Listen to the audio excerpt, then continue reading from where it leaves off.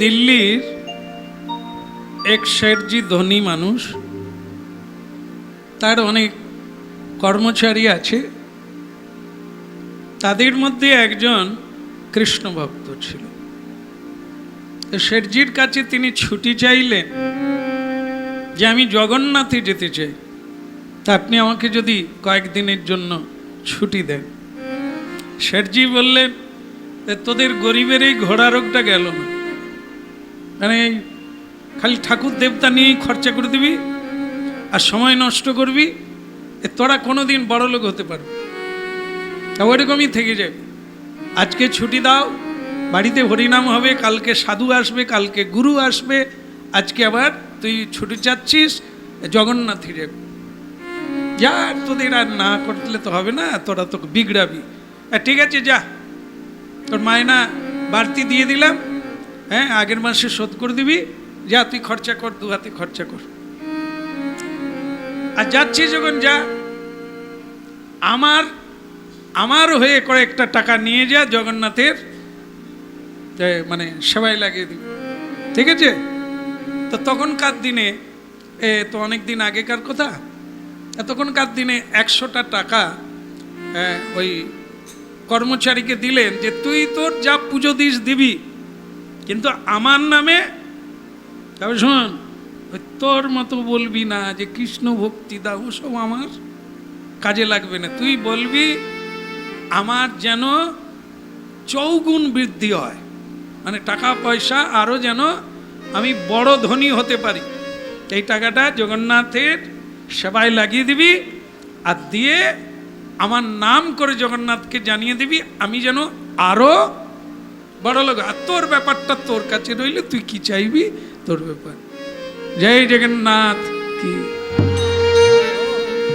পুটুল কাটুল বেঁধে নিয়ে স্ত্রীকে বলল, চলো খালি পায়ে চলো, হ্যাঁ খালি পায়ে চলো, জুতো টুতো পুরো না। যেরকম গরিব মানুষ এক পুটলিটা বগলের মধ্যে নিয়ে, জয় জগন্নাথ জগন্নাথ স্বামী নয়ন পথগামী ভাব তুমি জয় জগন্নাথ জয় জগন্নাথ জয় জগন্নাথ বলতে জয় জগন্নাথ জয় জগন্নাথ জয় জগন্নাথ।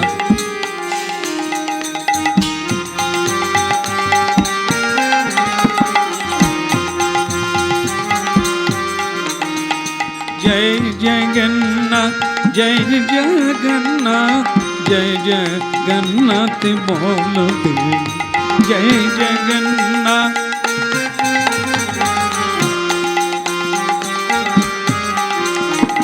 জয় জগন্নাথ জয় জগন্নাথ জয় জগন্নাথ। বলো প্রভু জগন্নাথ কি। পৌঁছে গেল জগন্নাথে। পৌঁছে গিয়ে দেখে, এই দেখবেন এখনো আছে যেসব সে হাত পাতে, ও হাত পাতে ভিখারি থাকে না, অনেক কাঙাল ফকির অতিথি না খেতে পাওয়া মানুষ বসে থাকে, তারা ভিক্ষা চায়। তাই এর দয়া হলো যে স্বর্গদ্বারে কিছু জনাচারেক সাধু বলছে, বেটা अरे तेरा मंगल करेगा भगवान, तू तो हम लोग को तू थोड़ा खाइए दे, মানে কিছু খানা খাইয়ে দে, একটু মহাপ্রসাদ পাইয়ে দে, হ্যাঁ বেটা তোর মঙ্গল হবে। সে তখন কি করলো, যে শেঠজি তো আমাকে জগন্নাথের সেবার জন্য কত টাকা যেন 100 টাকা দিয়েছে, তা থেকেই যদি আমি খরচা করে দিই তাহলে তো শেঠজির কল্যাণ হবে, কারণ এরা আশীর্বাদ করতে পারে। তিনি কি করলেন, জনাচারেক সাধুর জন্য মহাপ্রসাদ কিনে, লাড্ডু কিনে, আর পলোয়া কিনে, মানে পলোয়া মানে ওই ঘৃতান্ন যাকে বলে, সেই ঘৃতান্ন দিলেন, আর মালপোয়া দিলেন, দামি দামি সব মহাপ্রসাদ। ওখানে মহাপ্রসাদ একটা হচ্ছে কি ওই রান্না করা পাওয়া যায়, যেটা অন্যের সঙ্গে সবজি, আর একটা শুকনো খাওয়া। তা ওখানে শুকনো খাওয়ারটা বেশি, যেটা অনেক দিন ধরে বিক্রি হচ্ছে, আর সেটার সংখ্যাটাই বেশি। তা সেই সব দামি দামি খাবার সাধুদের খাইয়ে দিলেন, ব্যাস। বলো রাধে রাধে। তখনকার দিনে 2 টাকা খরচা হলো, 2 টাকা খরচা হলো। 4 जना साधु के पेट भरे खाए। तारा बोलছে बेटा तेरा मंगल करेगा भगवान। তো সে তখন বলছে আমার না, মালিক কি বলে দিয়েছিল?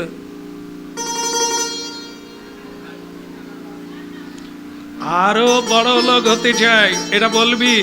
তো সে বলছে আমি তো এটা তো এনাদের বলতে পারবো না, সাধু সন্ত ওই সব গোডাউনে সব জিনিস নাই, যেখানে যা থাকে তাই। তো সে বলে সাধুজি তাহলে মঙ্গল করুন, আমার বাবুর যেন মঙ্গল হয়। 100 টাকার 2 টাকা খরচা হয়েছে, আর ক টাকা আছে বল, বাগদা বল।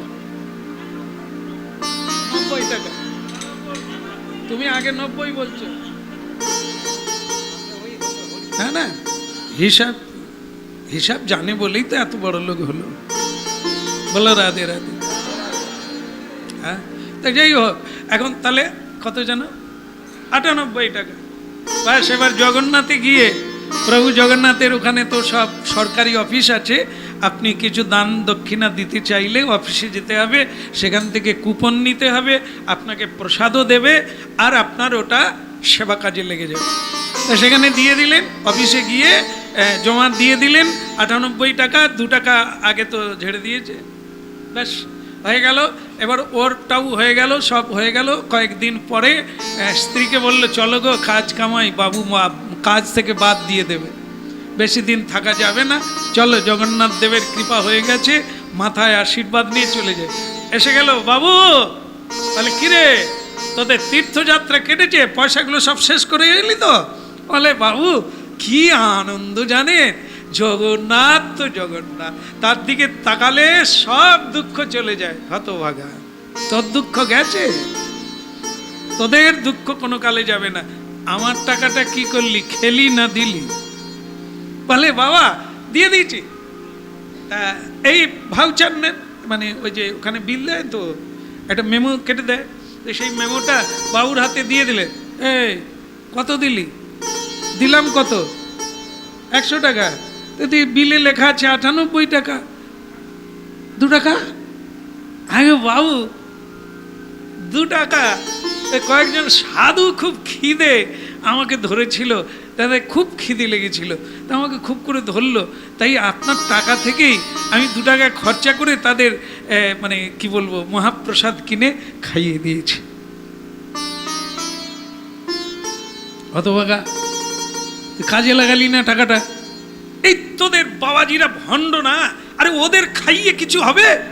তুই জগন্নাথকে দিলে আমার বাড়তো, টাকাটা বাড়তে থাকতো, আর তুই 2 টাকা খরচা করে দিলি, পূর্ণ 100 টাকা দিতে পারলাম না আমি। হ্যাঁ, হতভাগা। ভক্তমণ্ডলী মায়েরা বেশ কিছুদিন কেটে গেল এরভাবে, ও তো ঝাঁকুনি খেলো, বকুনি খেলো, কিন্তু ও যে জগন্নাথ দেবকে সেই সাধুদেরকে বলেছিল না যে আমার বাবুর মঙ্গল করো, তাই এটা তো বেকার যাবে না। তাই সেই সাধুরা বলেছিল তুই যার নামেই চা তার মঙ্গল হবে।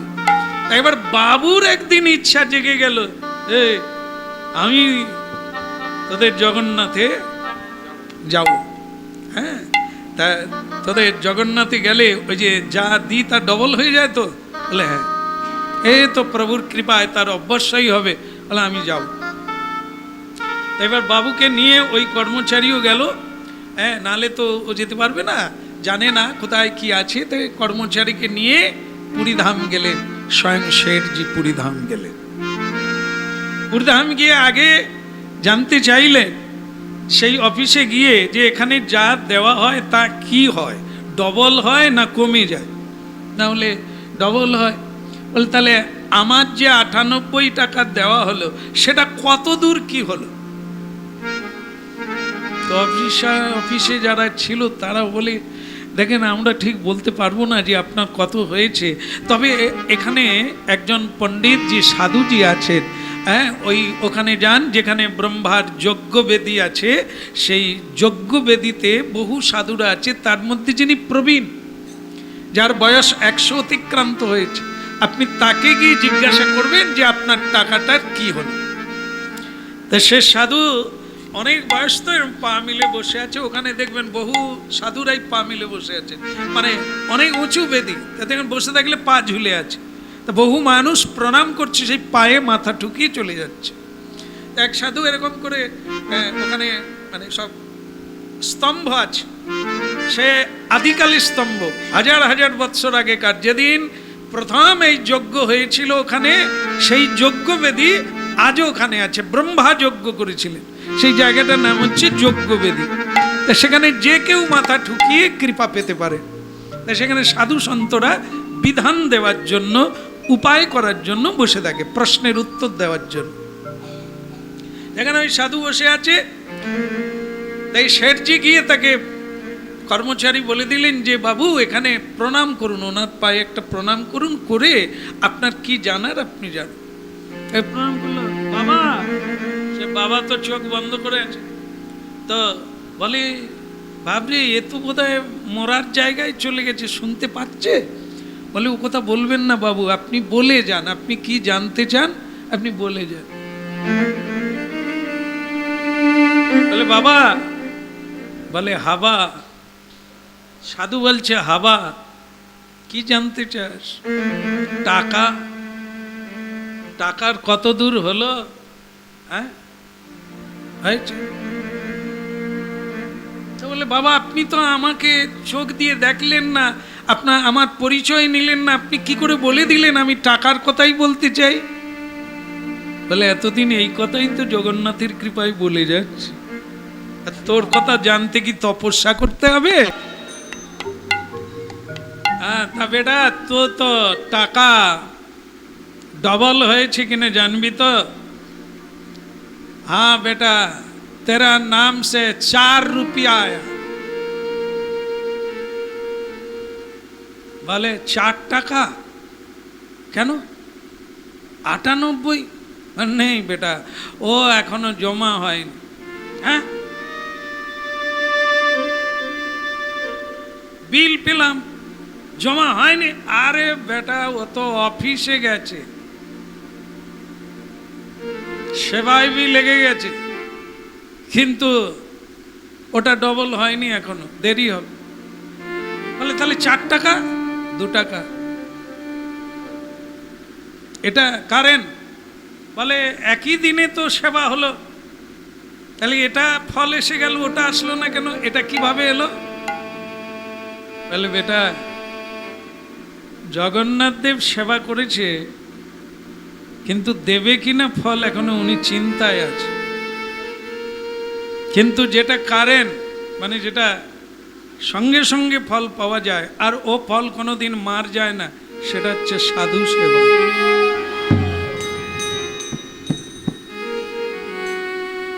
এই সাধুরা যখনই সেবা নিল, তারা প্রভুকে জানিয়ে দিল যে ওর মনোবাঞ্ছা পূর্ণ হোক, তা তোমার নামে 4 টাকা, তুমি ফেরত নেবে?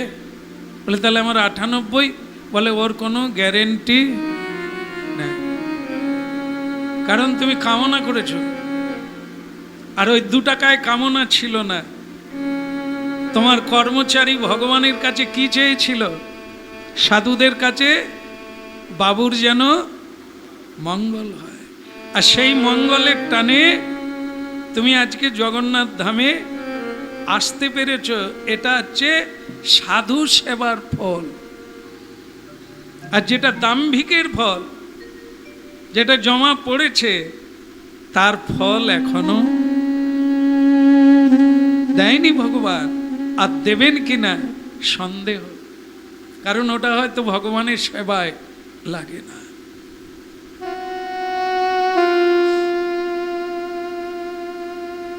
তো সেই শেঠজি কিন্তু ভেতরে এই কথাগুলো যে ভক্তি জগতের কথা, এটা তো সবাই বুঝতে পারে না। অহংকারী জীব, বিষয়ী জীব, মায়ান্ধ জীব, কামান্ধ জীব এ সজাদিকটা বোঝে।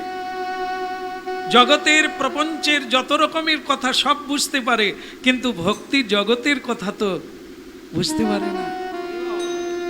তাই এটা শেঠজি বুঝতে না পেরে অহংকার হয়ে গেল, খুব অহংকার করে বললেন তাহলে আজকেই আমি এখানে জগন্নাথ দেবের সেবা দেব, যেটা কোনোদিন হয় না, কেউ দিতে পারে না। আজ আমি সেবা দিয়ে এ পান্ডাদের বুঝিয়ে দেব, এ সাধুদের আমি বুঝিয়ে দেব অর্থের দ্বারা কি না সম্ভব। গিয়ে প্রধান পান্ডার কাছে বললে, প্রধান পূজারীর কাছে বললে যে মনে করুন আমি এমন একটা সেবা দেব কেউ কোনোদিন দিতে পারে না, এমন একটা দামি জিনিসের নাম বলো, দামি জিনিসের না যার দাম 1 লাখের বেশি হবে। তখনকার দিনে 1 লাখ টাকা মানে প্রচুর টাকা। এমন একটা জিনিসের নাম বলুন যে আমি সেবা দেব, আজকেই দেব, এবং সেই নামটা আপনারা বলুন, আমি সেটা কিনে জগন্নাথের সেবায় লাগাবো। পান্ডারা কুল কিনারা খুঁজে পেল না যে কি এমন দ্রব্যের নাম বলবো যার দাম 1 লাখের বেশি হতে পারে। আর শেঠজি বারবার বলছে কি হলো আপনারা কিরকম সেবক, একটা নাম বলতে পারছেন না? হ্যাঁ, এত বড় সংস্থা চালাচ্ছেন, আপনার নাম বলতে পারছেন না, টাকাটা খরচা করতে পারছেন না ছোট করে। বলুন বলুন কি করলে আপনাদের আমি সেবা করতে পারবো? তো বলে আপনি আমাদের 2-3 দিন একটু সময় দেন। বলো রাধে রাধে। তো নিয়ে নেন, সময় নেন। সময় নিল, পূজারীরা ভগবানের কাছে ধন্না দিলে, উপোস দিলে মানুষ করার জন্য যে প্রভু এর উপায় আপনি ছাড়া কেউ বলতে পারবে না, আপনার সেবায় কি এমন দিতে পারি যা 1 লাখেরও বেশি হবে,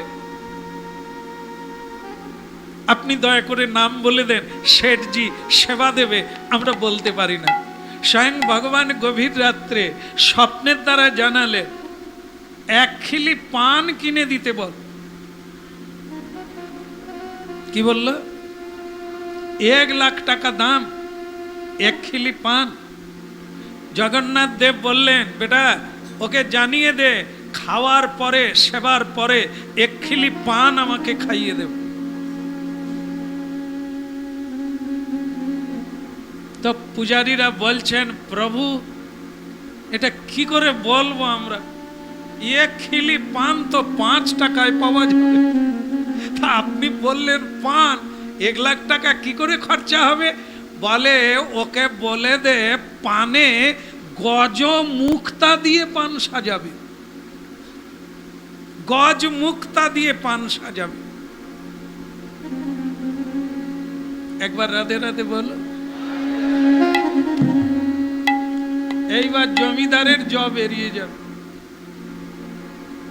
1 খিলি পানই মহাপ্রভু স্বীকার করলেন জগন্নাথ দেব, কিন্তু সেটা সাজাতে হবে পান গজ মুক্তা দিয়ে। গজ মানে বুঝেন তো সাপ।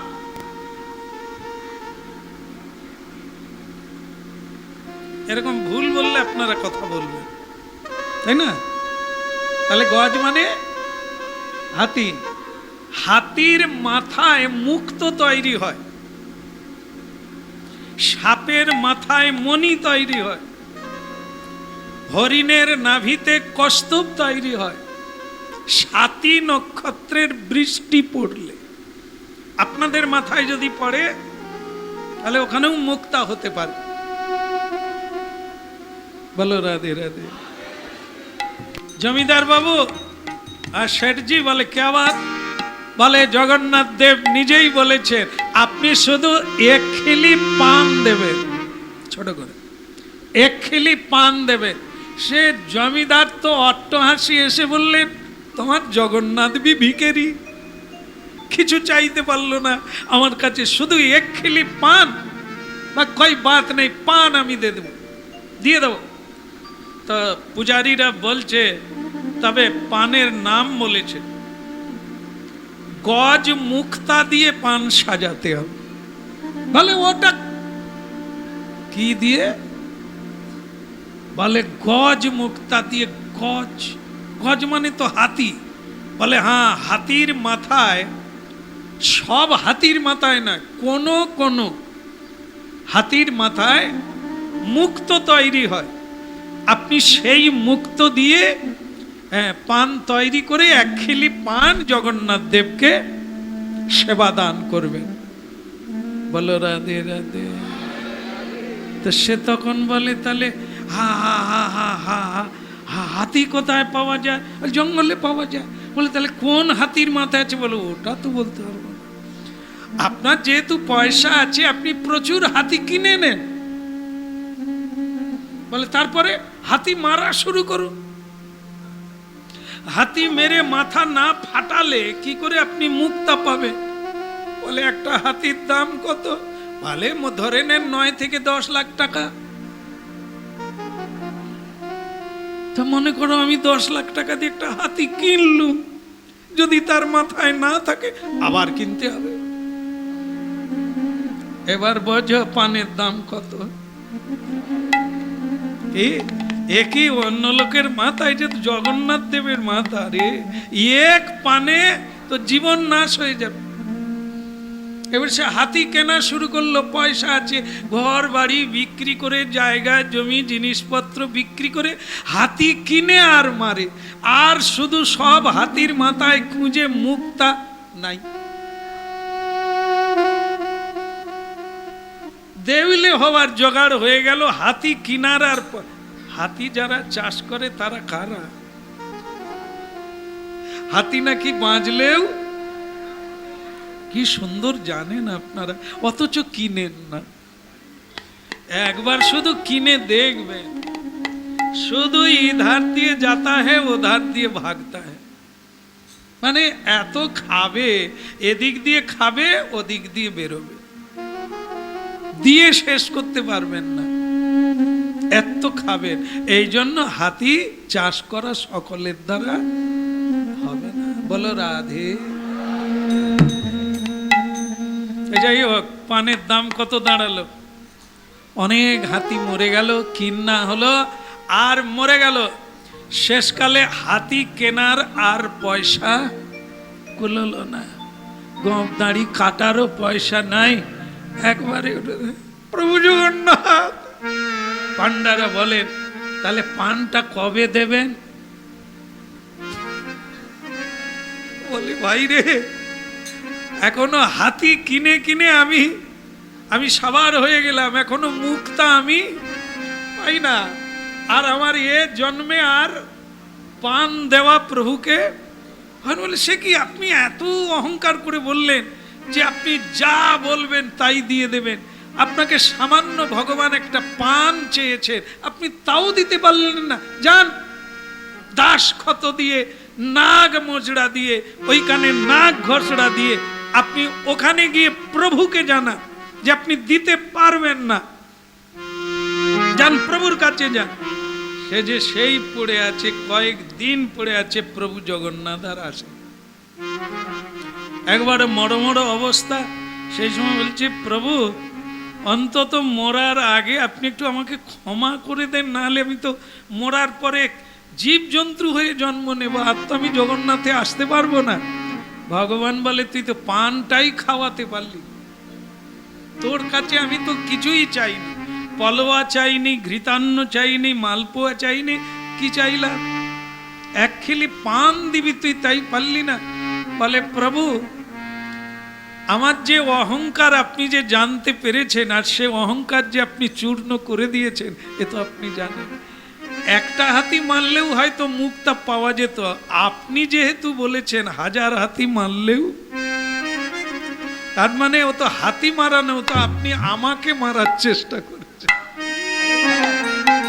প্রভু আমি বুঝতে পেরেছি আমার পূর্ণ অহংকার।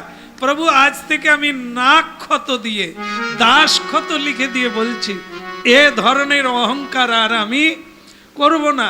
আর আমারটা যেন আপনার এখানকার কবিরা এই জীবনীটা লিখে রাখে, এই ঘটনাটা লিখে রাখে, কারণ বহু মানুষ এটা পড়বে, এটা জানবে, জানলে এই অহংকার জগন্নাথ ধামে আর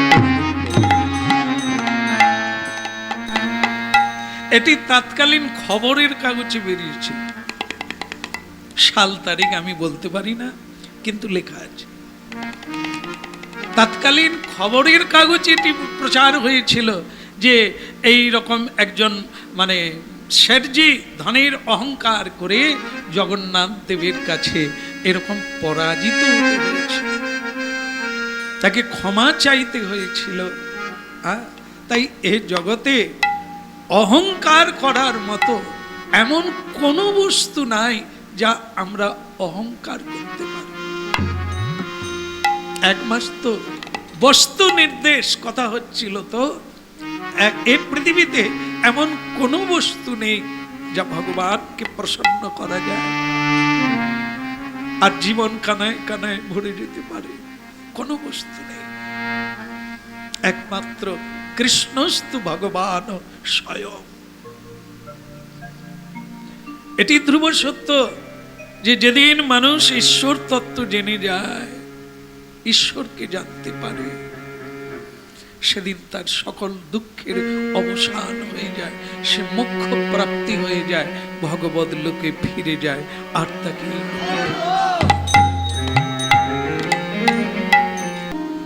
মানুষ কোথায় গেলে আর ফিরে আসে না, ভগবত লোকে, যে জায়গাটি আমাদের লোক, আমাদের থাকার জায়গা। আমরা ভুলবশত কোনো কারণবশত কর্মের দ্বারাই এই মরজগতে এসে পড়ে গিয়েছি এবং এখানে সেই কর্মটিকে খণ্ডন করতে হবে সাধনার দ্বারা। আবার ফিরে যেতে পারবো আমরা আমাদের লোকে। তারই নাম হচ্ছে বস্তু নির্দেশ। ভগবত তত্ত্ব জানাটি হচ্ছে পরম পাদেয়, পরম পাথেয় এবং পরম জ্ঞান, যাকে বলা হয় দিব্য জ্ঞান।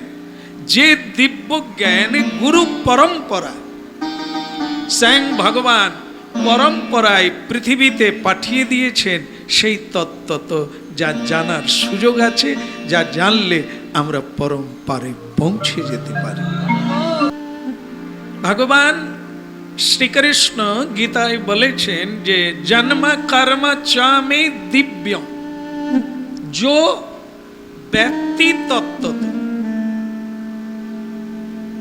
গীতা অধ্যয়ন করে, গীতা অনুশীলন করে এই তত্ত্বটা জানতে হবে কি ভগবানের জন্ম কি আর তার কর্ম রহস্যটা কি।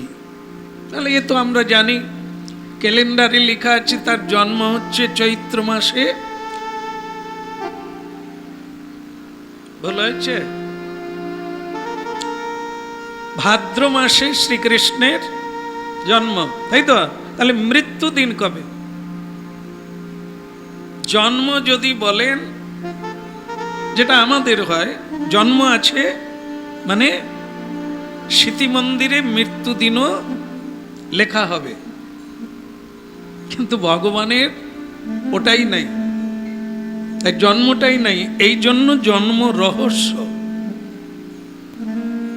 এটি জানা যায় না সহজে, কারণ তার আগে কেউ ছিল না। তাহলে তাকে জন্ম দিলেন কে? তিনি কাকে আশ্রয় করে জন্ম হলেন? তিনি আদি পুরুষ, তাহলে তার আগে যেহেতু কেউ নেই, তাহলে তিনি কারো কোলে এলেন, কারো গর্ভে এলেন, কারো ঔরসে এলেন, এটা তো হতে পারে না। এগুলি মাথায় নিতে হবে, নালে ভগবত তত্ত্ব ঘেঁটে যাবে, আর ঘেঁটে গেলে খেই পাওয়া যাবে না। খেই মানে সুতো, সুতোর যদি ফুপি বেরিয়ে যায় তাহলে আর ছুঁচের মধ্যে প্রবেশ করবে না। আমাদের যদি এরকম তত্ত্বটা ঘেঁটে যায়, জানাটা ভুল হয়ে যায়, তাহলে জীবনটা এরকম ভুলভাল হয়ে যাবে, কখনো সেই নিত্য গলিতে বা নিত্য ধামে প্রবেশ করা যাবে না। তাহলে তত্ত্ব তো কি দাঁড়ালো? জন্ম কর্ম চামি দিব্যম। স্বয়ং ভগবান বলছেন আমার জন্ম রহস্য যে জানতে পারবে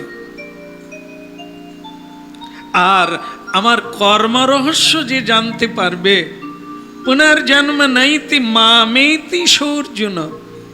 হে অর্জুন, হে কন্তেয়, এ ব্রহ্মাণ্ডে তার আর জন্মই হবে না, পুনরপি আত্মাকে আসতে হবে না পৃথিবীতে, এই মর জগতে। তাহলে সেটা কি? সেটা আমরা যেটা জানি ওটা তো নয়। এই জন্ম হলো, আর তারপর ভগবান ব্যাধের হাতে প্রাণ দিলেন। হ্যাঁ, বাস ভগবান জন্ম নিলেন আর মরে গেলেন। তাই এটা ভগবান নয়, এটা আমাদের হতে পারে। আমরা জন্ম নিলাম আর মৃত্যু হলো, আমাদের ক্ষেত্রে এটা হয়। কিন্তু ভগবানের আবির্ভাব আর তিরোভাব কিন্তু রহস্য মাঝখানে থেকে যায়। এটি যে জানতে পারবে সেটি সেই তত্ত্বটির নাম, সেই ব্যাখ্যাটির নাম এবং সেই জ্ঞানের নাম হচ্ছে তত্ত্ব, যেটি যথার্থ, যাকে জানার জন্যই মানুষ এত কষ্ট করে, যাকে সাধন বলে, ভজন বলে, যাকে পূজা বলে, অর্চনা বলে, সাধনা বলে, সব কিছুর মূলে এই তত্ত্বটি। তাকে বলা হয় কি না বস্তু নির্দেশ। আগে আমাদের জানতে হবে কার ভজন করব, কেন করব, কার ভজন করলে আমি নিত্য লোকে আমি নিজে অবগত হতে পারবো আমার মৃত্যু আছে কি নেই, আমার জন্মটা কোথা থেকে হলো। এগুলি হচ্ছে রহস্য, যা গীতার মাধ্যমে ভগবান শ্রীকৃষ্ণ খুব পরিস্ফুট ভাবে, খুব পরিষ্কার ভাবে তিনি জীব জগৎকে জানানোর চেষ্টা করেছেন। এখন শুধু আমাদের পালা সেটাকে ভালো করে জেনে নিলেই এখানকার কাজ শেষ হয়ে যায় আর গন্তব্যে পৌঁছে যায়। রাধে রাধে। শ্রীহরি স্মরণ হয় হৃদয়ে, সাধু সঙ্গ করার রতি জাগে, আর কৃষ্ণ কথা শোনার সুযোগ প্রাপ্ত হয়ে যায়। সুতরাং মানবের কাছে এই হরিবাসর তিথিটি অত্যন্ত ভক্তিপূর্ণ বিষয়। শ্রদ্ধালু ব্যক্তি এই তিথির যত্ন করেন, যত্নের সহিত নিষ্ঠার সহিত তা পালন করেন। সুতরাং আসতে যার যত যত্ন হবে এ বস্তু সম্পর্কে তার তত ধারণা প্রবল হবে। আবার যার যত ধারণা প্রবল হবে তার তত নিষ্ঠা ভক্তি বৃদ্ধি হবে। একে বলা হয় কি না বস্তু নির্দেশ। জীবনের কোনো একটা উদ্দেশ্য থাকে মানবের, তা সেই উদ্দেশ্যের দিকে ছুটে যাওয়া, সেটিকে বলা হয় বস্তু নির্দেশ। কোন দিকে আছে, কত দূরে আছে, এই জানাটির নাম হচ্ছে বস্তু নির্দেশ। কোন মানবের যদি ইচ্ছে জাগে ভগবত তত্ত্ব জানার, মানব জীবনকে জানার, তাহলে তাকে প্রথমে বস্তু নির্দেশ, এ পৃথিবীতে নিত্য কোনটি আর অনিত্য কোনটি এই সম্পর্কে আগে জানবে। তখন সে কি করবে না নিত্য বস্তুর দিকে ধাবিত হবে। আর এই ধাবিত হওয়ার নাম হচ্ছে সাধনা বা ভজনা। যার কৃপালেশ পাওয়ার জন্য ব্রত করতে পারি, কৃচ্ছ সাধন করতে পারি, অনেক কিছু ত্যাগ করতে পারি সেই বস্তুকে পাওয়ার জন্য। তো সেই যে বস্তু সেটি কি, এ পৃথিবীতে তত্ত্ব তো কি, কোনটা, সেটা জানার নাম হচ্ছে বস্তু নির্দেশ। এই সাধু সঙ্গীত দ্বারা, কীর্তনের দ্বারা, প্রাসঙ্গিকের দ্বারা আমাদেরকে এই তত্ত্বটা খুঁজে বেড়াতে হবে যে মানব জীবনের উদ্দেশ্য কোন দিকে, কোন বস্তুর দিকে। পৃথিবীতে দুটো জিনিস আছে, একটা অনিত্য বস্তু আছে, একটা নিত্য বস্তু আছে। তার মধ্যে খুঁজে নিতে হবে নিত্য বস্তু, যা আগেও ছিল, আজ আছে, পরেও থাকবে। সেটি হচ্ছে তত্ত্ব। তো এই জন্য সেই তত্ত্বটি জানতে গেলে শ্রবণং কীর্তনং বিষ্ণু শরণং পাদ সেবনং অর্চনং বন্দনং সখ্যং আর আত্মনিবেদন, 9টি ভক্তির কথা বলেছেন, যার নাম বলেছেন নববিধ ভক্তি। মানুষ প্রণামের দ্বারা তার কৃপা লাভ করতে পারেন, কীর্তনের দ্বারা, শ্রবণের দ্বারা। আর যদি কীর্তন আর শ্রবণ দুটোই না করতে পারেন, তাহলে তিনি স্মরণ করতে পারেন, শ্রী ভগবানকে স্মরণ করতে পারেন। কি করে করতে পারেন? স্মরণ তো তাকে তখনই করবেন যখন হৃদয়ে তার লীলা চিন্তন হবে। এই জন্য কি আমরা সাধু সঙ্গ করতে এসেছি। তো এই জায়গার পরিবেশ, এই জায়গায় কি কি দর্শন করা যায়, এখানে যারা এলেন কি কি দর্শন করা যায়? তো শ্রী ভগবানের কথা দ্বারা জীবের চৈতন্য হওয়ার কথা উল্লেখ করা আছে। তাহলে অনেকে শোনে চৈতন্য হয় না কেন? আসলে মানুষ বুঝতেই পারে না যে আমি অচৈতন্য।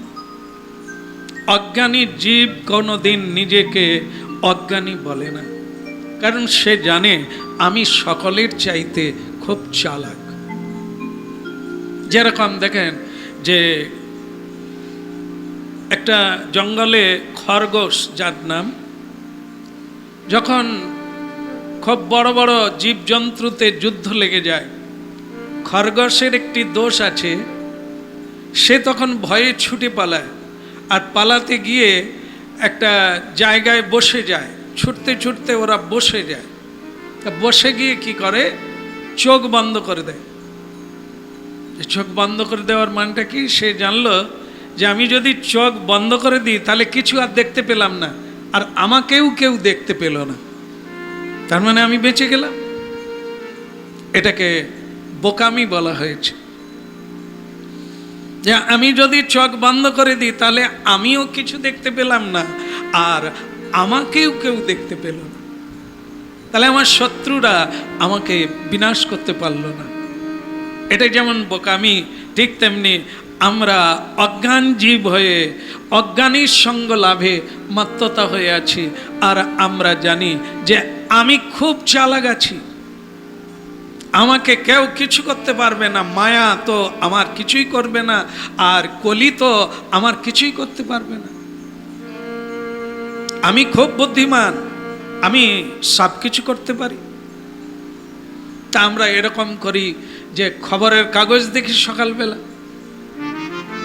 আর খবরের কাগজ দেখে একজন বৃদ্ধ সকালবেলা চায়ে চুমুক দিতে দিতে খবরের কাগজ দেখলেন, আর পড়ে বৌমাকে বললেন, বৌমা একটা ভালো খবর। বৌমা রান্নাঘর থেকে ছুটে এলে, বাবা কি খবর? ভালো, দারুণ খবর।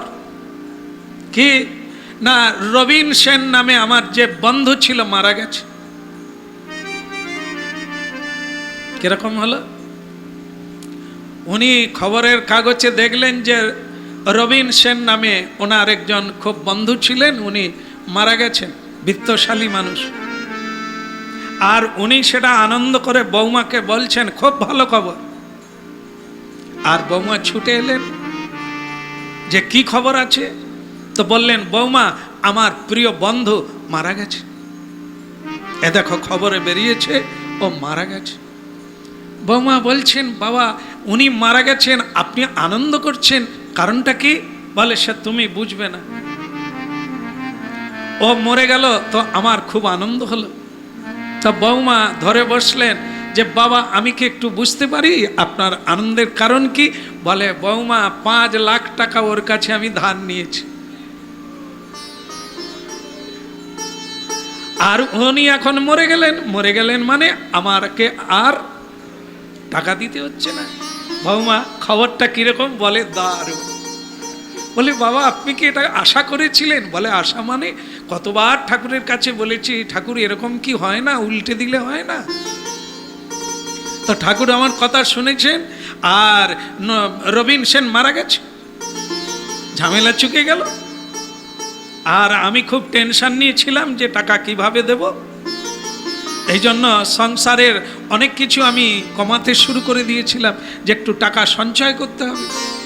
কিন্তু এখন আর কোনো চিন্তা নাই, আমরা খুব ভালো খেতেও পারি আর এনজয় করতে পারি। বেশ কিছুদিন একটু বেশ ভালো খাওয়া দাওয়া চলতে লাগলো, আর একটু বিভিন্ন জায়গায় গাড়ি করে বেড়াতে লাগলো। আর একটা গাড়ির অর্ডার দিয়ে দিল, কারণ এতগুলো টাকা বেঁচে গেল তো একটা গাড়ি চড়তে পারি। তো এরকম অর্ডার হয়ে গেল, খবরের কাগজে বেরিয়ে গেল। আবার একদিন খবরের কাগজে দেখলো রবিন সেন বেঁচে গেছে।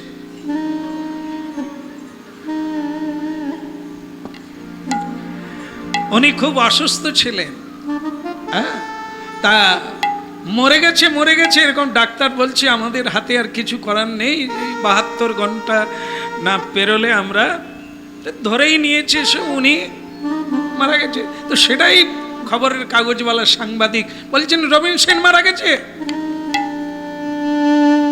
এই পৌরসভার মধ্যে যিনি সবচাইতে বড় ব্যবসায়ী ছিলেন উনি মারা গেছেন।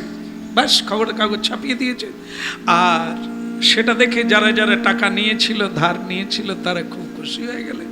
কিন্তু খবরের কাগজ তো এরকম বলে, একবার বলে মরে যায়, একবার বলে বেঁচে ওঠে, একবার বলে হারিয়ে গেছে, একবার বলে পাওয়া গেছে। তো সেরকম খবরটা আবার বৌমা বলে, বাবা চা হয়ে গেছে। চা আর কি খাবো, একটা খারাপ খবর আছে বৌমা।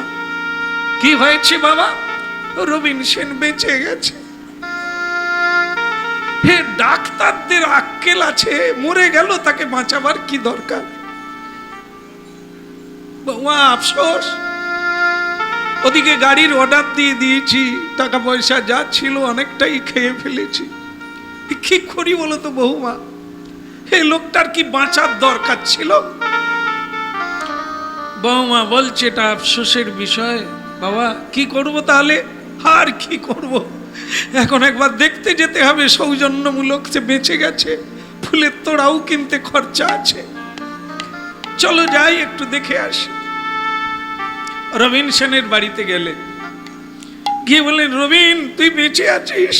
বলে কেন, আমি কি মরে গিয়েছিলাম নাকি? আমার তো মরার কোনো কথা নয়। জ্যোতিষী হাত থেকে বলে দিয়েছিল আমার এখন মৃত্যু নেই, আমি আরো কয়েক বছর বাঁচবো। তবে একটা সাংঘাতিক অসুখ হয়েছিল, তবে ডাক্তারের কৃপায়, হ্যাঁ ভগবানের কৃপায় এ যাত্রায় বেঁচে গে। টাকাটা কবে দিবি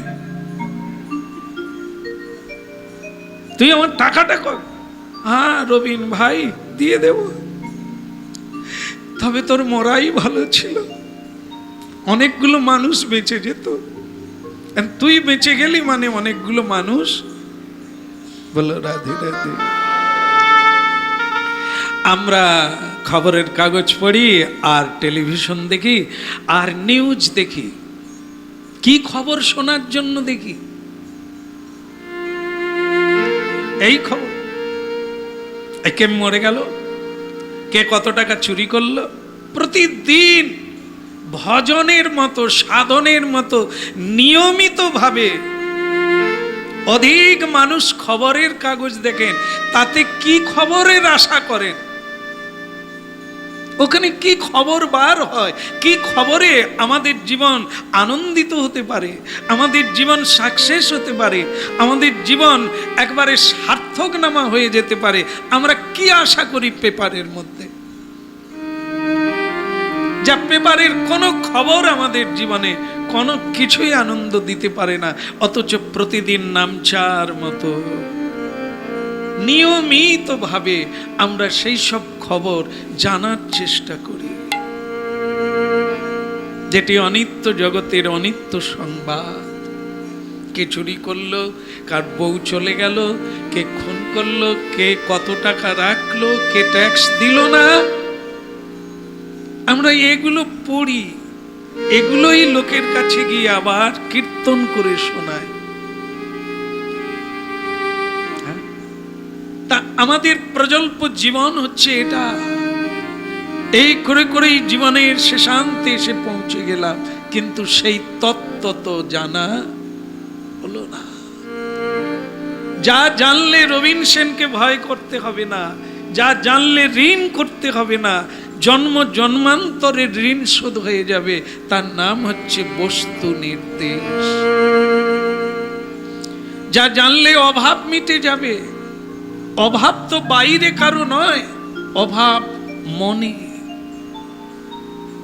খিদের জ্বালায় কেউ মরে না, পোশাক না পরে কেউ মরে না, বাড়ি নেই এমন লোক কেউ নেই পৃথিবীতে। কিন্তু নেই কোনটা? নেই হচ্ছে কামনার আগুনে মানুষ পুড়ে ছাই। এটা চাই, ওটা চাই, সেটা চাই, যেগুলো না হলেও জীবন চলে।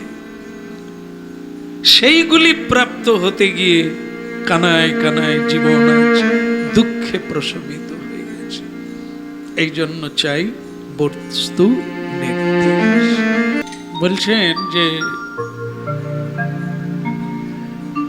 সাপের কাছে যেও না, সাপের কাছে যেও না। এমনি একটা বাংলার প্রবাদ বাক্য আছে যে কেউ যদি সর্প দেখে তাকে কি বলা হয়? বলে, মা মনসা দেবী, তুমি লেজটি দেখাও, মুখটি লুকাও। মুখটাই তো হচ্ছে জীবন নাশ করা বিষয়। মুখে আছে বিষ এবং তার দংশনে জীবের মৃত্যু অবশ্যম্ভাবী। এই জন্য লোকে দেখলেই বলতেন যে মা মনসা তুমি মুখটি লুকাও, লেজটি দেখাও।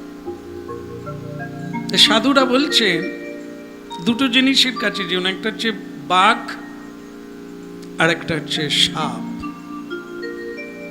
এই অবধারিত মৃত্যুর কাছে যাওয়া। সাপ হচ্ছে সাপিনী, নাগিনী। মানব জীবনে ধ্বংস করার, মানুষের পতন হওয়ার দুটি জিনিসের কথা বলেছে, সেটা আপনারা জীবনে উপলব্ধি করতেও পারেন। এটা হচ্ছে কাম আর কাঞ্চন। কাম আর কাঞ্চন। তাই কামকে কামিনী মানে সর্পিনী, সাপিনী, নাগিনী, আর কাঞ্চনকে বাঘ, বিষয়ের বাঘ। এই সাপ আর বাঘ এদের প্রবৃত্তির সঙ্গে মানব জীবনের সঙ্গে ওতপ্রোতভাবে জড়িয়ে আছে। মানব কি করে আজকে এত দুর্বল হয়ে গেল? মানুষ কি করে এত অসহায় বোধ করছে? সব পাওয়ার পরেও যেন কিছু নাই, এটা বোধ করছে। কি করে এটা আসলো? সেটা এই দুটো কারণে। সাপের কাছে যেও না। পুরনো ঘরে সর্প বাস করে। কোন ঘরে? পুরনো ঘরে। এই যে আগে ছিল এসব মাটির ঘর ছিল, নোংরা ইত্যাদি, আর সেখানে ইঁদুর গর্ত করত, আর ইঁদুরের লোভে সাপ সেই গর্তে বাস করত। তা আগে মানুষ বেশ এই সর্প দংশনে প্রচুর মানুষ মারা যেতেন। আজকে সেইটা অনেকটা কমে গেছে। আধুনিক চিকিৎসাও অনেক এগিয়ে। এখন অনেকটা ওই জল পড়া কমে গেছে। জল পড়া বুঝেন তো, যে ওই সাপ দংশন করলেই ওঝার কাছে নিয়ে যায়। এগুলো মানুষ আজকালকার অনেক বুঝতে পেরেছে। না, এটা হলে হাসপাতালে নিয়ে যান, চিকিৎসা করুন, বেঁচে যাবে। সেটা অনেকটা কমেছে। এই ওঝার দিকটা কমেছে, আর চিকিৎসা বিদ্যা বৃদ্ধি পেয়েছে। সেটা কমেছে, কিন্তু পুরনো ঘরও কমে গেছে। এখন সব নতুন বাড়ি হচ্ছে, কিন্তু ওই সর্প তো চলে গেছে, অনেক কমে গেছে। কিন্তু যেটা বলা হলো কি, কামিনী। কাম মানে এক হচ্ছে মদন, আর এক হচ্ছে কামনা, বাসনা, চাওয়া, লোভ, যাকে লোভ বলা হয়, যেটি মানুষকে দেউলে বানিয়ে দিচ্ছে। তো সেই জায়গাটা বলছেন যে সাপিনীর কাছে যেও না। সব সময় কামকে এড়িয়ে চলো, কামনাকে এড়িয়ে চলো। যেটুকু না হলে নয় জীবন ধারণের জন্য, কারণ বাকিটা কেটে থেকে যাবে, তোমার সঙ্গে যাবে না। যেটুকু খাবে ওইটুকুই পাবে, যেটুকু পড়বে ওইটুকুই যাবে, যেটুকু সেবায় লাগাবে ওইটুকুই হলো, বাকি যা সঞ্চয় তোমার এখানেই থেকে গেল, যেটার কোনো কাজে আসবে না। অতএব এর পিছনে সাপের কাছে যেও না।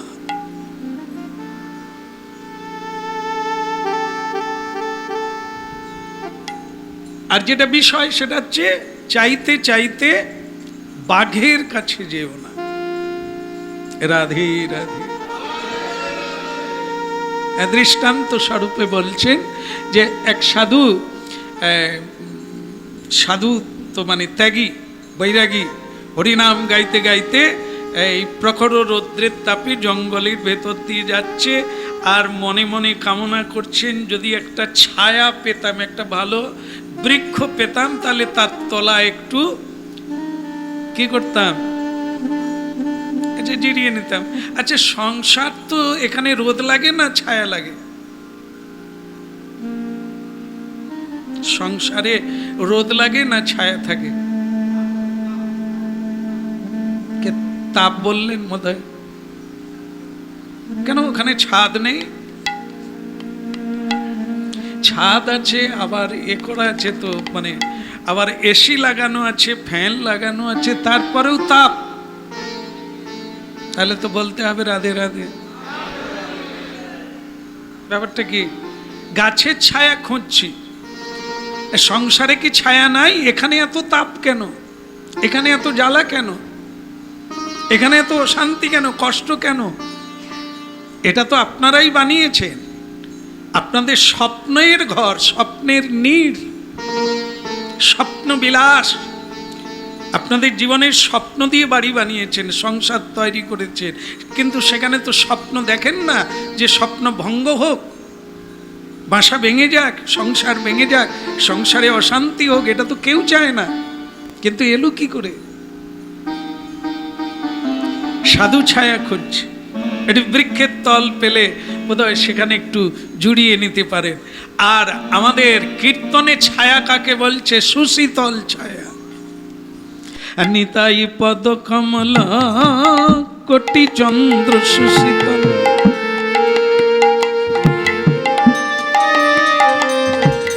নিতাই পদ কমলা কোটি চন্দ্র সুশীতল, বলে যে ছায়ায়, যে ছায়ায় জগৎ জুড়াই গো। কে জুড়ায়? একজনা মানুষ না, যে ছায়ায় একজনা মানুষ না, জগৎ জুড়িয়ে যায়। কিন্তু জুড়ায় না কেন? বলে ছায়ায় তো কেউ দাঁড়ায় না, নিতাই তো কেউ বলে না, নিতাইয়ের চরণে কেউ আশ্রয় নেয় না।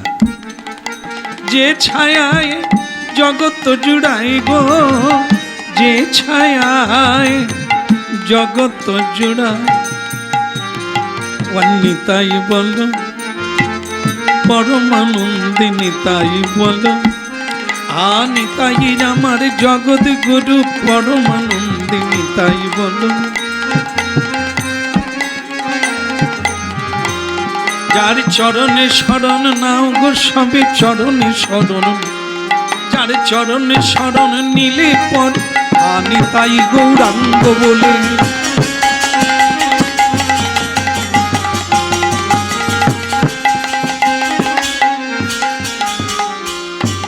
চরণে শরণ নাও গো সবে। আজকে পরম্পরায় জগৎগুরু নিতাই চাঁদ গুরু রূপে ঘরে ঘরে, নিত্যানন্দ প্রভু গুরু রূপে ঘরে ঘরে শিক্ষা দান করছেন, জীবের ত্রিতাপ জ্বালা জুড়াবার জন্য হরি নাম উপদেশ দান করছেন। কিন্তু দুর্ভাগ্য জীব সেই ছায়ায় যায় না। তাহলে খুঁজে কোথায়? না বিষয়ের মধ্যে আনন্দ পেতে চায়, বিষয় খুঁজছে, বৈভাব খুঁজছে, কামিনী কাঞ্চন খুঁজে বেড়াচ্ছে। এ জীবনে পেলে এই স্ত্রী ঠিক আমার মনের মতো হলো না, আর একজনা স্ত্রী যদি পাই আমি ওখানে জড়িয়ে যাব। আর ওখানেও গিয়ে জুড়াতে পারলো না, তখন কি ভাবছে? আর একটা বিয়ে করব। ওর নারীরাও ভাবছে। আজকে একটা কি দিন আছে, যে আজকে কি দিন? জল ঢালা দিন নাকি? আরে বাবা, ভোর থেকে বসে আছি তো গাড়ির বাঁধে তো লাইন থামছে না। বলে বাবা মাথায় জল ঢালার জন্য লোকে যাচ্ছে। হ্যাঁ, তার দু একজনের সকালে এখানে আশ্রম দেখতে এসেছিলেন, জল ঢেলে।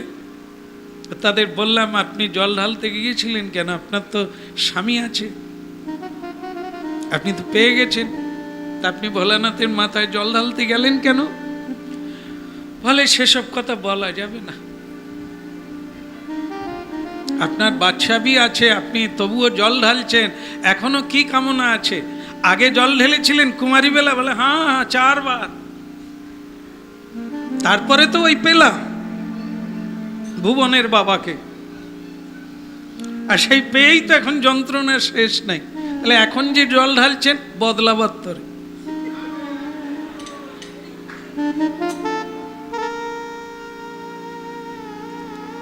কি জ্বালা বলুন তো বাবা, একবার বলে দাও, আবার বলে বদলে দাও। কত দপ্তর নিয়ে বসে আছে। আজকে পণ্ডিতজি, আজকে কি দিন?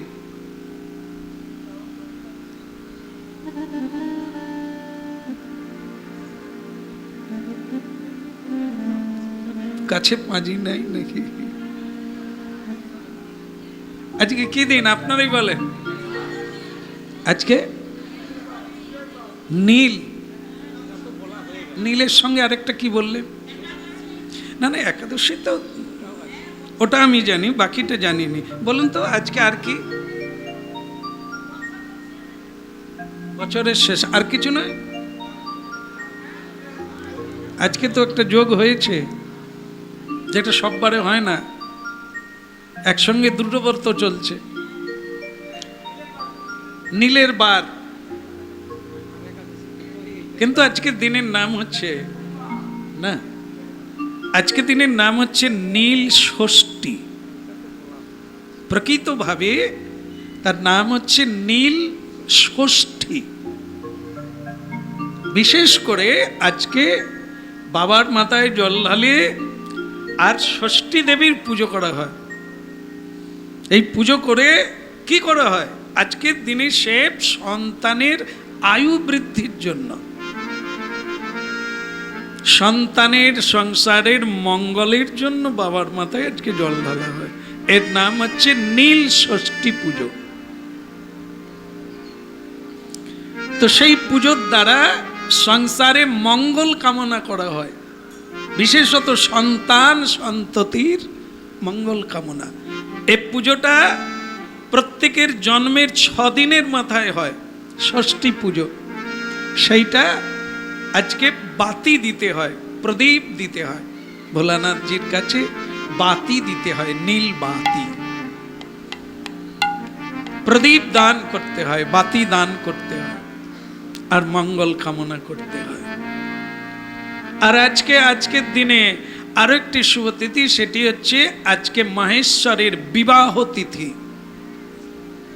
আজকের দিনেই ওনার বিবাহ হয়েছিল। সেই বিবাহ তিথি, সে বিবাহ তিথি কে পালন করবে সেটি তাদের বিষয়। মানব আজকের দিনে মঙ্গল কামনা করছেন, কারণ যার আশীর্বাদেই কেবল মঙ্গল হতে পারে, যিনি মঙ্গল করতে পারেন, এই জন্য তার পুজো করতে হয়, এই জন্য তার প্রণাম করতে হয়, এই জন্য এই তিথি পালন করে তার সেবা করা। পৃথিবীতে এরকম যারা আছেন, যারা প্রকৃতভাবে মঙ্গল করতে পারে, তাদের পুজো করতে হয়, তাদের চরণে শরণ নিতে হয়। এই জন্য নিতাই পদ কমল কোটি চন্দ্র সুশীতল যে ছায়ায় জগৎ। সবচাইতে বড় ছায়া, সবচাইতে সুশীতল ছায়া হচ্ছে জগতে। যদি কেউ সদ্গুরু পায়, সাধু পায়, তাহলে তার হৃদয় জুড়িয়ে যাবে, মন জুড়িয়ে যাবে, চিত্ত কিন্তু জুড়িয়ে যাবে অনন্তকালের জন্য। কারণ সাধু সন্ত গড়া উপড়ে দেন, আগাছা টেনে ছিঁড়ে দেন না। আগাছার গড়া উপড়ে দিলে দ্বিতীয়বার জন্ম নেবে না। আর সেটার মূলে কি না, সাধুগুরু বৈষ্ণব আমাদের বৈরাগ্যের শিক্ষা দেয়, ত্যাগ, সংযম, ধৈর্য, এগুলি কেন শিক্ষা দেন? এর দ্বারা জন্ম জন্মান্তরের কামনার মূল উপড়ে যায়। সাধু সঙ্গ করলে কামনা জাগে না, কামনা নির্বাপিত হয়ে যায়, বসে যায়, হারিয়ে যায়, চোখে জল আসে, ত্যাগের ইচ্ছা জাগে, বৈরাগ্যের ইচ্ছা জাগে। দূর ছাই, জীবন যদি এই হয় লাভ কি আছে? এটা সাধু সঙ্গে যায়।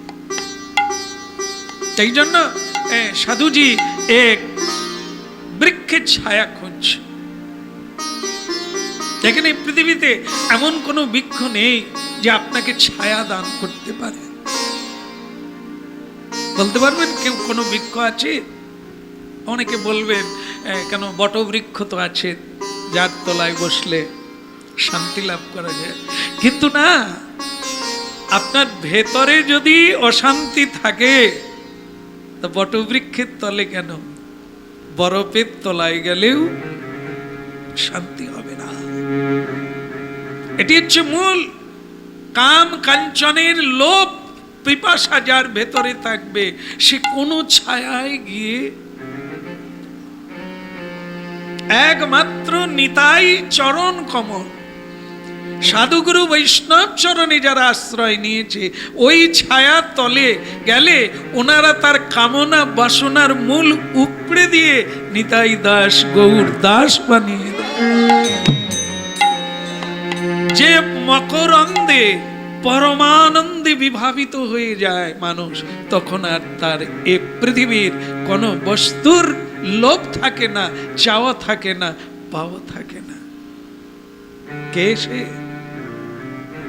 সেটি হচ্ছে কল্পতরু ভগবান।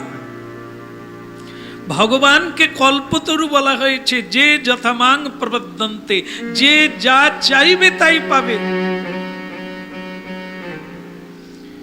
স্বয়ং ভগবানই কেবল কল্পতরু, তিনি সব কিছু দিতে পারেন।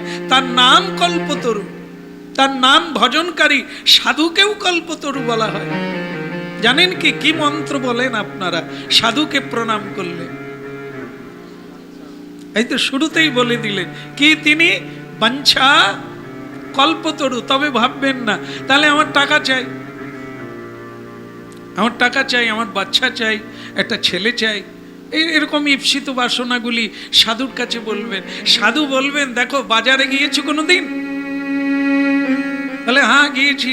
বলে বাজারে কত দোকান আছে? বলে অনেক দোকান। অনেক দোকান কি একই দোকান বহু, না বহু রকমের দোকান আছে? কি আছে? কেন একটা দোকান করলে হতো না? আলু পটল ঝিঙ্গা বেগুন আর ডাল চাল তেল নুন সোনা দানা সব এক দোকানে পাওয়া গেলে সুবিধে হতো কিনা বলো? এরকমটা কোনো জায়গায় হয় না, আর হবেও না। আলাদা আলাদা। কেন? আলাদা আলাদা জায়গায় যার যেটা প্রয়োজন সেটা নেবে। তা আমরা যদি বৈষ্ণবকে প্রণাম করি, সেখানে আমরা কি চাইতে পারি? ছেলে চাইব? যদিও তাকে বলা হচ্ছে কি, বাঞ্ছা, যা বাঞ্ছা করবেন তাই উনি দিতে পারেন। তা বলে আপনি খবরদার ভুল করে ওইগুলো চাইবেন না যেগুলো বৈষ্ণব দিতে পারলেও দেবেন না। কারণ বৈষ্ণবগণকে বলা হয় কি, করুণার সিন্ধু, কৃষ্ণের চেয়েও বেশি দয়ালু। জীবের দুঃখ দুর্দশা দেখে কৃষ্ণ আসে না, কিন্তু সাধুগুরু বৈষ্ণব আমাদের কৃপা করে। তাই কৃষ্ণের চেয়ে কৃপালু মূর্তি হচ্ছে জগতে গুরু বৈষ্ণবগণ, যাদের কৃপা না হলে আজ আমরা এই হরিতত্ত্ব, কৃষ্ণ তত্ত্ব, ভগবত তত্ত্ব আমরা জানতে পারতাম না। তাই তাদের করুণার কোনো সীমা নেই। কখনো যেচে দান করেন, কখনো প্রশ্নের উত্তর দেন, কখনো চাইলে দেন। তো সেটা বাঞ্ছা কল্পতরু, আমরা অনেক বাঞ্ছা করি কিন্তু সাধু তা দেন না। সাধু বলেন, বাপ তোমার কৃষ্ণ পদে মতি হোক, তোমার কৃষ্ণ ভক্তি। হ্যাঁ বাবা, ত্যাগের পথে যাও, বাবা ত্যাগের পথে চলো। ভোগের পথে গিয়ে এত বিড়ম্বনায় পড়েছ, টের পাও না? এইবার ত্যাগের পথে চলো, ছাড়তেই হবে। তা আজ থেকে ছাড়া শুরু করো, নালে যাওয়ার সময় কিছু থেকেই যেতে পারে। একজন রামকৃষ্ণ দেবের কাছে এই কথাটি শুনেছিলেন যে ত্যাগ না হলে ভগবান পাওয়া যায় না। ত্যাগ করতে হবে। বিষয় ছাড়িয়া কবে শুদ্ধ হবে মন, কবে হাম হেরো বসে মধুর বৃন্দাবন। কথাটা শুনে এক শেঠজির খুব ভালো লেগেছিল। তা তিনি বেশ কিছুদিন পরে এলেন রামকৃষ্ণ ঠাকুরের কাছে, এসে প্রণাম করলেন। বলে বাবা, বলে কিরে অনেকদিন পরে মুখ দেখালি যে, কি রে ভালো তো? বলে বাবা আপনার কথা মতো আমি কিন্তু বিষয় ত্যাগ করে দিয়েছি। কিরকম? বলে আমি যা ছিল সব ছেলে মেয়ের নামে, হ্যাঁ, আর আমার পঞ্চাননের মায়ের নামেও দিয়ে দিয়েছি। তা আপনার কথা অনুসারে বিষয় কিন্তু আমি ত্যাগ করে দিই, কিন্তু তারপরেও তো তোমার ভগবান যে কোন লাইনে আছে আমি এখনো খুঁজে পাই। তো রামকৃষ্ণ বলে, শালা আগেকার দিনে ওই যে তেল দিতেন না দোকানে, মুদি দোকানে, সর্ষের তেল কিসে দিত? টাঙি। আর টাং তো পরে এসেছিল ওই যে কিসের টাং, আগে ছিল বাঁশের চোঙা।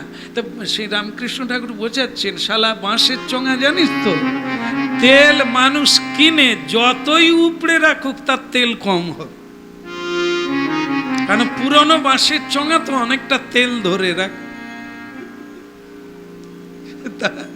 তোদের মতো বাঁশের চোঙা এই সংসারে থাকতে থাকতে না, পুরো সংসার ত্যাগ করলেও তোদের ত্যাগ হয় না, ওর ভিতরেও তেল। যত এরকম করে ঝাড়বি ততই পড়বে। আরে তেল তো নাই, গন্ধ কি গেছে? তেল তেলে ভাব কি গেছে? তা তুই বিষয় ছেড়ে দিয়েছিস মানে কি? ওকে ছাড়া বলে? তুই তো বেটা বউকে দিয়ে তাদের পাতে খাচ্ছিস। বলে হ্যাঁ, ওরা আমাকে খুব যত্ন কর। বলে তুই তাদের যত্ন করেছিস, তারা তোকে যত্ন করছে, তাই এখানে তোর ভগবানের কি প্রয়োজন আছে? বলে তাহলে তার দেখা কবে পাবো? বলে এখনো তো ত্যাগ হয়নি, ভেতরে গন্ধ থেকে গেল রে। এই জন্য বিষয় গন্ধ মানে কি জানিস? ভোগ সুখে বিরাগ, তার নাম বৈরাগ্য। ভালো খেতে ইচ্ছে নেই, এক মুঠো পেলেই হলো, পেটটা ভরলেই হলো। এবার জপ সাধন করতে হবে, এবার ভগবত সেবা করতে হবে, মানুষের সেবা করতে হবে, তাই যাই রে বাপ। ভালো শোয়ার দরকার নেই, একটু বিশ্রাম তো মাটিতেই হয়ে যায়। মাটিতে যদি বিশ্রাম হয়ে যায় তো খাটের কি দরকার আছে? পান্তা ভাতে যদি পেট ভরে যায় বিরিয়ানির কি দরকার আছে? হ্যাঁ রাধে। গুড় খেলে যদি মিষ্টি লাগে তাহলে এত দামি মিষ্টির কি দরকার আছে?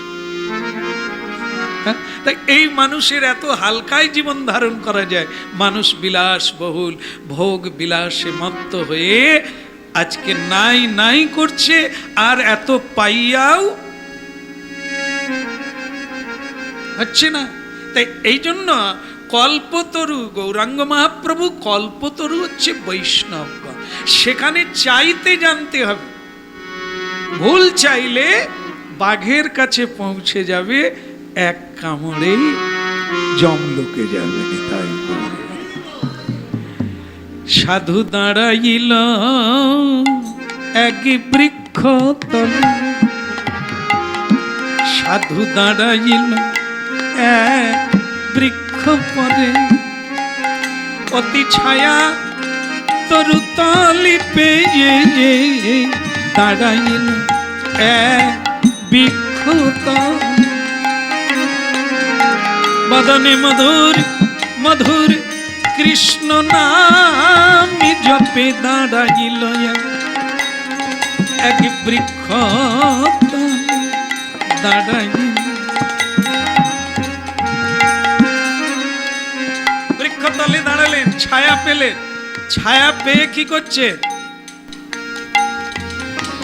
হাওয়া করছেন আর বলছেন, ঠাকুর শান্তি পেলাম, তুমি যে কৃপা করে একটা ছায়া দিয়েছো, শান্তি পেলাম।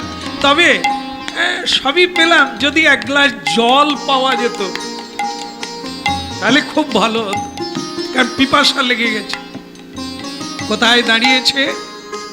একটি বৃক্ষতল। এই বৃক্ষটার নাম হচ্ছে কল্পতরু। আমাদের পৃথিবীতেও কল্পতরু আছে। আপনাদের একটা তো পরিচয় দিয়েই দিলাম, কে? নিতাই নয়, বাঞ্ছা বৈষ্ণবগণ, সাধুগণকে কল্পতরু বলা হয়। এ তো বলেই দিলা। আরো পৃথিবীতে যথার্থ বৃক্ষ যাকে বলে, পৃথিবী প্রকৃতি, এদেরকেও কল্পতরু বলা হয়। তার কিন্তু ঠিকানা বলবো না, নাম বলবো না, কারণ আপনারা হয়তো গাছ উপড়েই ফেলবেন। আজও আছে পৃথিবীতে এই কল্পতরু। যা চাইবেন আপনি তাই প্রাপ্ত হবেন, তবে লোভীর কাছে নয়। ওই বৈষ্ণব যেমন আজকে দৈব বৃক্ষ তেমনি। হ্যাঁ, আমাদের এখানে কতগুলো বৃক্ষকে প্রণাম করা হয় না? কি না পারে দিতে, কিন্তু তিনি সবাইকে সবকিছু দেন না, কারণ লোভী জগতের লোভ তিনি বাড়াতে দেবেন না। যথার্থ কেউ চাইলে তিনি দেবেন, বাকিটা দেবেন না। রাধে। হ্যাঁ, এই জন্য সব দোকানে সবকিছু পাওয়া যায় না। তাই যাই হোক, কি কি পেলে ভালো হতো? ছায়া তো পেলাম, কি চাই? এক গ্লাস জল হলে ভালো হতো। যেহেতু কল্পতরু তলে দাঁড়িয়েছে, এক গ্লাস জল এমনিতে এসে গেল। না না, ভূত টুত না, এক গ্লাস জল এমনি এসে গেল, করে সুশীতল জল, সুগন্ধি জল এসে গেল। ওরে বাবা, সে দেখার পরে তো কি আনন্দ! বলে, ঠাকুর তুমি কি, জল চাইলাম সঙ্গে সঙ্গে জল এসে গেল। বলে, প্রভু খালি জল খাবো? এর সঙ্গে যদি একটু সন্দেশ হতো তাহলে তো খেয়ে জলটা খেতাম, একবার পেটটাও ভরে যেত। এক থালা সন্দেশ বি এসে গেল। কেন? ওটা ছিল কল্পতরু, যা চাইবে তাই পাবে। তাই এক থালা সন্দেশ এসে গেল। এবার সন্দেশটা তো পেট ভরে খেলেন, জল খেলেন। যদি কেউ পেট ভরে খেয়ে নেয়, অল্প খেলে আলাদা, কিন্তু যদি খুব করে একবারে মন প্রাণ ভরে খেয়ে নেয়, তারপরে কি হতে পারে? আপনারা এটা খুব ইজি ভাবে জানেন বোধ হয়, মানে এইটাই করে থাকেন বোধ হয়। আয়েস ভরে খাতা হ্যাঁ আর বেশ, বাস তারপরে ঘুমতা হ্যাঁ, হ্যাঁ শুয়ে পড়বো। তো এই সাধু তাই, প্রভু পেটটা দারুন, একটু ভরে গেছে, মজা হতা হ্যাঁ, লেকিন এটা যদি বিছানা হতো না, তাহলে একটু শুয়ে আনন্দ করতাম, একটু গড়িয়ে নিতাম, তারপরে বিকেলের দিকে রোদ কমলে বেরিয়ে পড়তাম। আরে বাবা, জল চেয়েছে, জল এসে গেছে, সন্দেশ চেয়েছে, সন্দেশ এসে গেছে, তা খাট চাইলে খাট আসবে না? আরে খাট এসে গেল, সুন্দর করে সাজানো সাদা বেড কভার দিয়ে, বালি এসে গেল, এসে গেল। আর যেই এসে গেছে, বলে, ঠাকুর তুমি কোথা আছো? যা বলছি এসে যাচ্ছে, এ তো মজার শেষ নাই। কিন্তু এই বিছানায় শুইতে গিয়ে তার যেন আরেকটা কিছু হলে যেন ভালো হয়। সে তখন বলছে, ঠাকুর বিছানা তো এলো, খাওয়াটাও হলো, যদি একটু পা টিপে দেবার কেউ থাকতো। খালি পায়ে হেঁটেছি তো অনেক রাস্তা, তাই একটু ব্যথা ব্যথা করছে। এই বিছানায় শোবো, এই নির্জন জায়গায়, যদি কেউ ষোড়শবর শিয়া কোনো রূপসী কন্যা যদি একটু নরম হাতে, কোমল হাতে একটু চরণটা দেবে দিত, ভালো হতো না? আশা করেন না? আশা করেন না তার মানে আপনাদের এমন টিপান টিপে দিয়েছে যে আরাম না হয়ে বেরাম হয়ে গেছে, এই জন্য আর টিপানি চাননি। বলো রাধে রাধে।